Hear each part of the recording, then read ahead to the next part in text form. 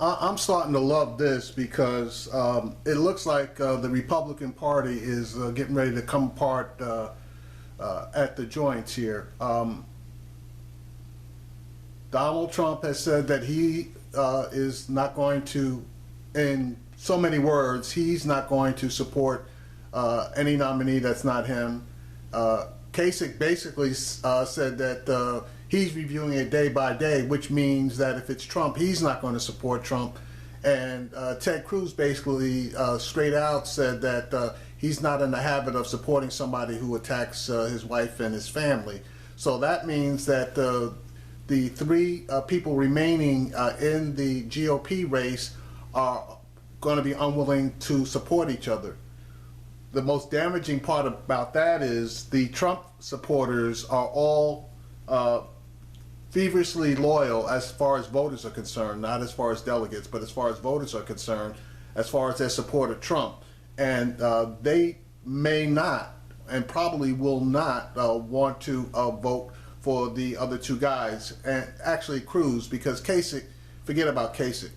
And if by chance the delegates in their convention turn around and pick somebody who hasn't even run, there's going to be holy hell to pay as far as the voters feeling like they were disenfranchised, and none of them got basically their choice. So anyway, here's a clip from Andrea Mitchell discussing this situation.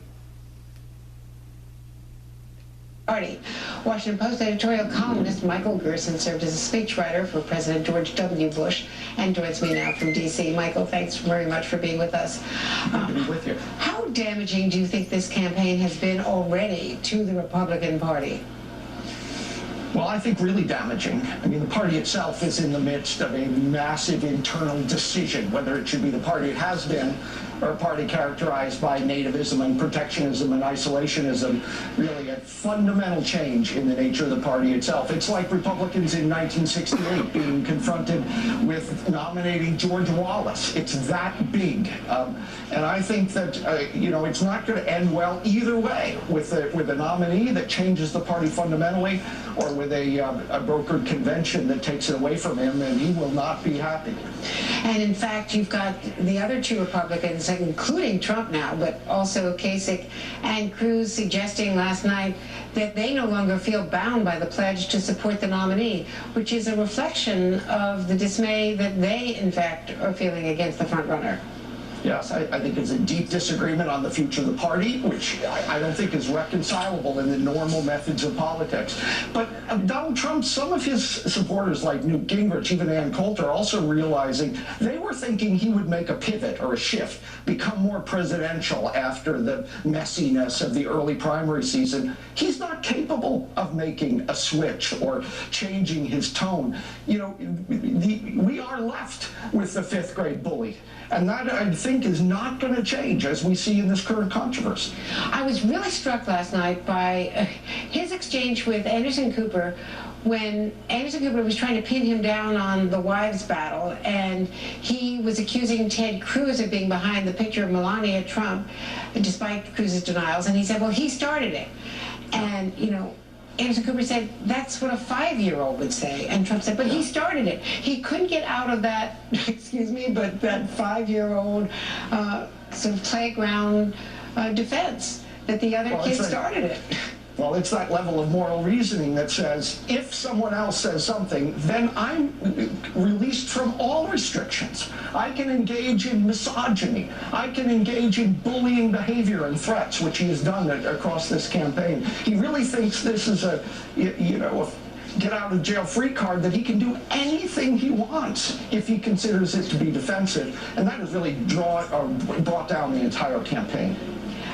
MSNBC has also reported that Marco Rubio has now asked state parties in 21 states and territories to refrain from releasing any of the 172 delegates that he won, those so-called zombie delegates that Cruz has been going after and Trump is now going after with his new team, saying that he wants that leverage, even though he's no longer a candidate.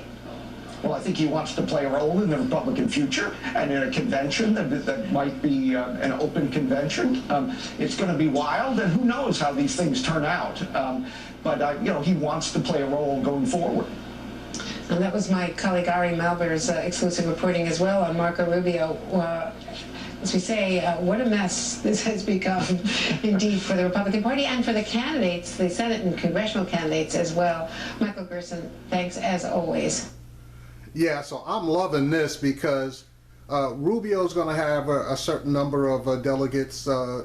Trump may or may not, depending on what happens in Wisconsin. Trump may, if he loses, he may not be able to get that 1,237 delegates. And Cruz is stealing delegates.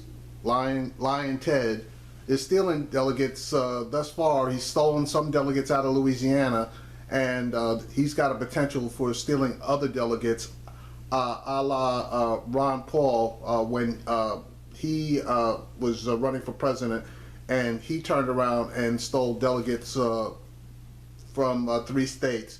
Now, when I say steal, he actually used the state party rules to get his people elected. So, in effect, the actual primaries didn't mean anything because it was the delegates that are elected in the state GOP nominating meetings that cast votes. And if you can get delegates loyal to you, even on the first round of balloting, you can do a lot of damage. So unless Trump becomes a super deal maker with somebody in order to get enough delegates to take him over the top on any of the nominating ballots, there's going to be holy hell to pay as far as the Republican nominee is concerned.